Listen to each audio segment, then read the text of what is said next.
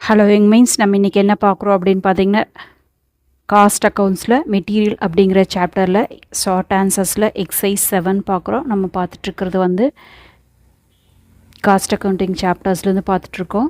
Health education சேனலில் பாதி upload பண்ணியிருக்கோம். அங்கே போடாத சம்சி எக்ஸைஸையும் இங்கே காஸ்ட் அக்கௌண்டிங் அகாடமி அப்படின்னு செப்பரேட் சேனல் ஓப்பன் பண்ணி போட்டிருக்கோம்.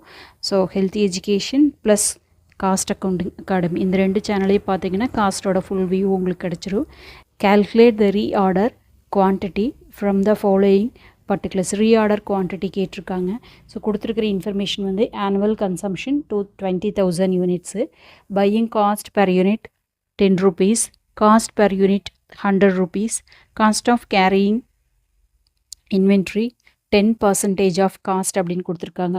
ஸோ இதை வச்சுட்டு நம்ம போடணும். ஸோ இஓக்யூ அப்படிங்கிற ஃபார்முலா இருக்குது இல்லைங்களா? ஸோ அந்த ஃபார்முலா வச்சு போடும்போது உங்களுக்கு ஈஸியாக வந்துடும். எப்படி போடுறதுன்னு காமிக்கிறவாங்க. ஸோ காஸ்ட்டை பொறுத்தளவுக்கு இந்த சாப்டரில் மேக்ஸிமம் உங்களுக்கு ஃபார்முலாஸ் தான் வேணும். ரீஆர்டர் குவான்டிட்டி அப்படிங்கிறப்போ உங்களுக்கு ஃபார்முலாஸ் ஞாபகம் இருந்தால் தான் போட முடியும் ஈஸியாக. ஸோ எப்படி போடுறது அப்படின்னு பார்க்கலாம் வாங்க. இப்போது எக்ஸைஸ் 7 பார்க்குறோம் இல்லைங்களா? மெட்டீரியலில் என்ன கேட்டிருக்காங்க? கேல்குலேஷன் ஆஃப் ரீஆர்டர் குவான்டிட்டி கேட்டிருக்காங்க. ஸோ அதுக்கு வந்து நம்ம ஃபஸ்ட்டு என்ன பண்ணிங்கன்னா இஓக்யூ யூஸ் பண்ணி ரீஆர்டர் குவான்டிட்டி கண்டுபிடிக்கணும். இஓக்யூட ஃபார்முலா அப்படின்னு பார்த்தீங்கன்னா 2AB டிவைடட் பை சிஎஸ். ஏ அப்படிங்கிறது என்னென்னு பார்த்தீங்கன்னா annual usage, that is annual consumption. B அப்படிங்கிறது பையிங் காஸ்ட், அந்த யூனிட்டை பர்ச்சேஸ் பண்ணுறதுக்கு எவ்வளோ காஸ்ட் ஆகும் அப்படிங்கிறது. சி அப்படிங்கிறது காஸ்ட் பர் யூனிட். ஓகேவா? நெக்ஸ்ட்டு எஸ் அப்படிங்கிறது storage and carrying cost, expenses எவ்வளோ ஆகுது அப்படிங்கிறத இந்த ஃபார்முலாவில் சப்ஸ்டியூட் பண்ணோம்னா ரீஆர்டர் குவான்டிட்டி கேட்டுக்கலாம். இப்போ நம்மளுக்கு என்ன கொடுத்துருக்காங்க அப்படின்னு பார்த்தீங்கன்னா சம்மில் வந்து ஆனுவல் யூசேஜ் வந்து 2000 யூனிட்ஸ்னு சொல்லிட்டாங்க. இதுதான் நம்மளுக்கு என்னங்க ஆனுவல் யூசேஜ். அப்போ இது ஏ. நெக்ஸ்ட் வந்து பையிங் காஸ்ட் அவங்களே கொடுத்துட்டாங்க 10 rupees அப்படின்ட்டு. இதுதான் நம்மளுக்கு என்னங்க பியா. நெக்ஸ்ட் வந்து காஸ்ட் பெர் யூனிட், இதுவும் அவங்களே கொடுத்துட்டாங்க C. Carrying cost, storage and carrying cost அப்படிங்கிறது எஸ். அப்போ ஃபார்முலாவில் அப்படியே நம்ம சப்ஸ்டியூட் பண்ணிடலாமா? EOQ கண்டுபிடிச்சிடலாமா? So, EOQ equal to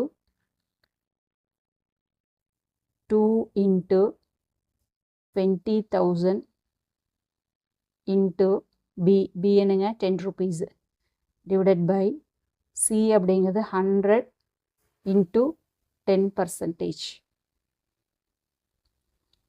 ஓகேவா? இப்போ நம்ம எப்படி போடலாம்? 2 into 20,000 into 10. இப்போ என்ன வருது? 4 lakh வருதா மேலே? Divided by 100 into 10%. அப்போது 10 rupees வருதா? அப்போது 4 lakh டிவைடட் பை 10. இப்போ என்ன வருதுங்க? 40,000 வருதா?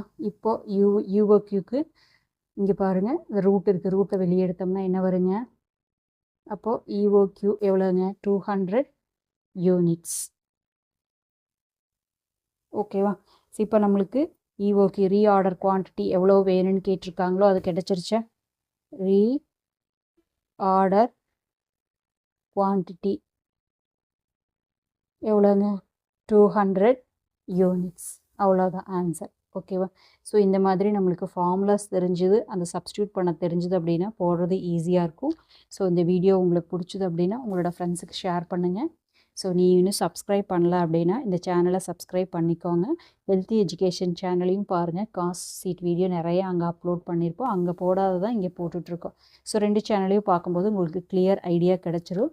Thank you for your support. Have a healthy day.